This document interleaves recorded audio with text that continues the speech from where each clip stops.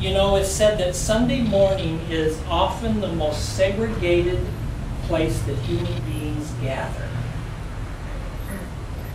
In church, we go there, where like-minded people gather and say the familiar things and speak to one another in familiar ways and dress often quite the same. It's a place where we feel comfortable. And so we sort of segregate ourselves from the rest of the reality of the world in its whole. But Jesus is saying to his disciples, you ought to love one another as I have loved you. He spent time with every kind of human being there was.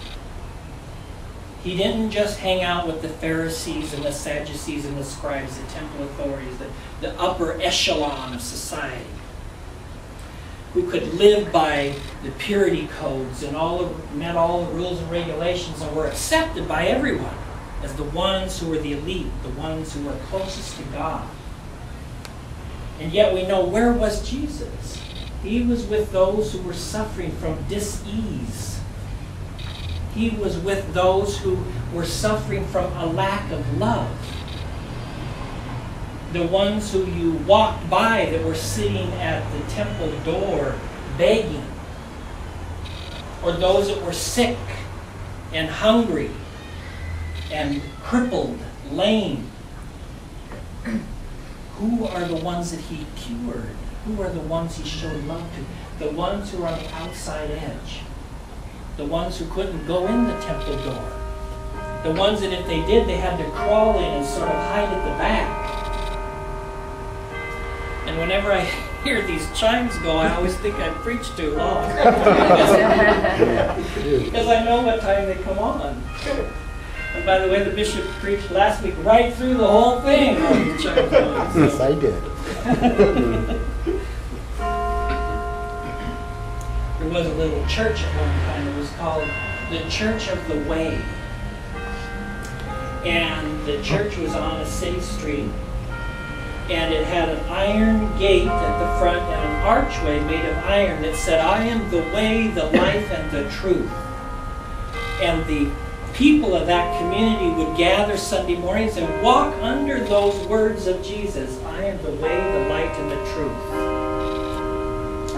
And one day, a young man, a college student from a nearby campus, was looking for a place to go and be close to God because he was having trouble at school, he was having trouble in a relationship, and he was not speaking to his parents.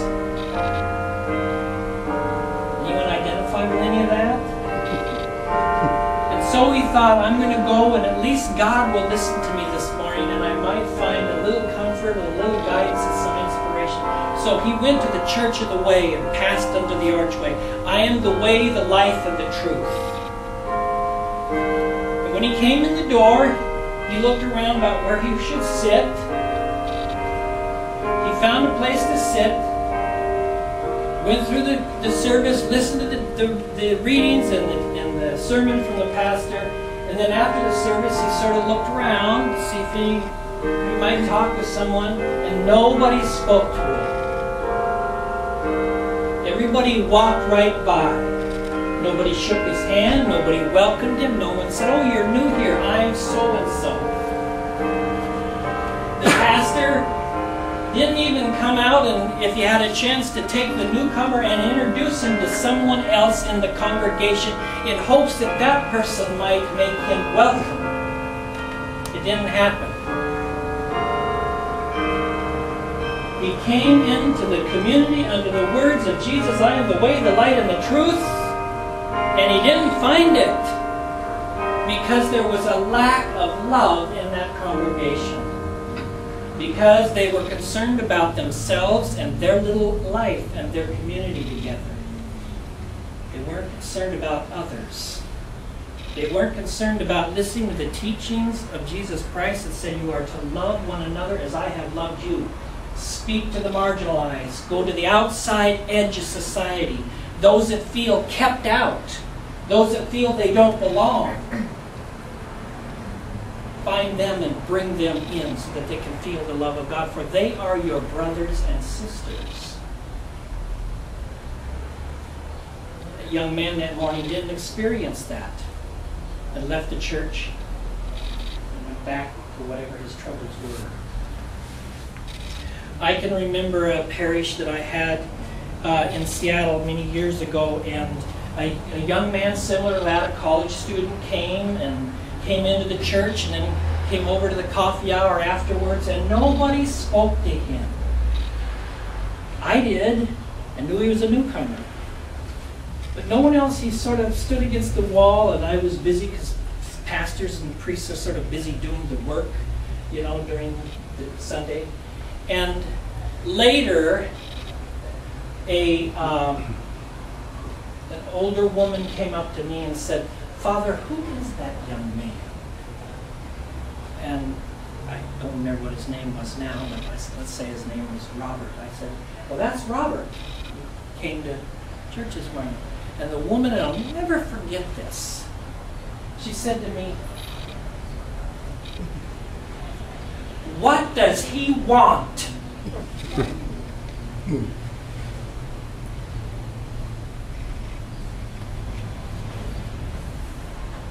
And I couldn't think of anything more to say than,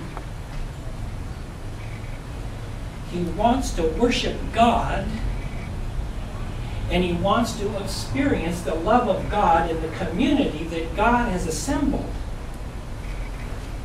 And that's what the marginalized, the people on the outside edge, the people that feel they don't belong, the people that think they don't even belong to sit with us here in this place this morning. And many of us are those people. We're on the outside edge for some reason, and we found a way to gather together as the people from the outside edge. We've been raised with a different language, different cultures. Sexualities are different. The people with whom we partner and speak to in life are different. And so we tend to hang with them. And our love is only there with them. So we need to remember that. When we go out there, we're not just the little people that gather at St. John's to show love to one another here, but we're charged with the commission to be out there, to bring others into our midst or wherever God calls them to be, so that they don't suffer from a lack of love.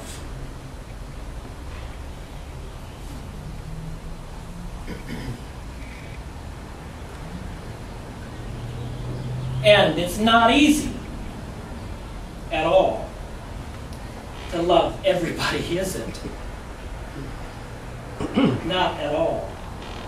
But Paul tells us in the book of Romans, he said, God pours into your heart his love and fills it.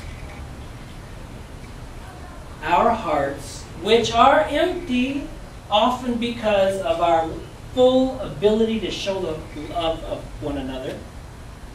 But God fills our hearts. And if God will fill our empty hearts, we should be overflowing with that love because it's abundant.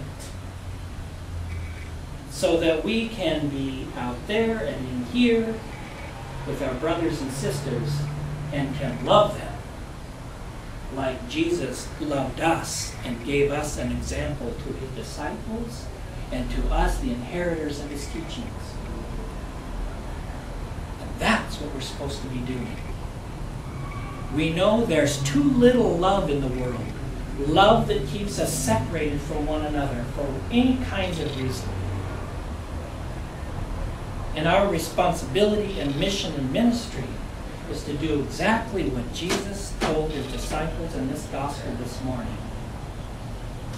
Love one another, love one another, love one another.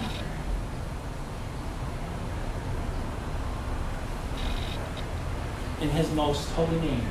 Amen. Amen.